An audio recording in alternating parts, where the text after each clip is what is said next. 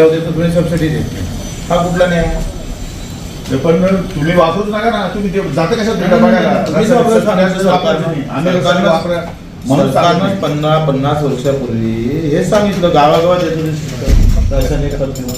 कारण तुम्हाला तेव्हा पीक वाढवायचं होतं. आपलं मायलोचा गहू आपण आयात करत होतो उत्पादन. आणि तुम्ही आम्हाला सांगितलं हे पेरा हे लावा. सरकारने चुद्या बनवलं तुम्ही आपल्या शेतकऱ्याला. आणि आता म्हणता वापरू नका, तुमचे पोट बेकार होऊन राहिले. कारण खतातून कारखानदारी निर्माण झाली. शेतीच्या कारखानदारीत माणसाची कारखानदारी तयार झाली. बेकार व्हायला चाललं. कारखान्यामध्ये पगार मिळतात लोकांना 50-60 हजार रुपये.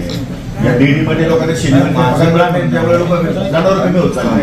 आपण शाश्वत शेतीचं रासायनिक शेती करतच नव्हतो ना भारत.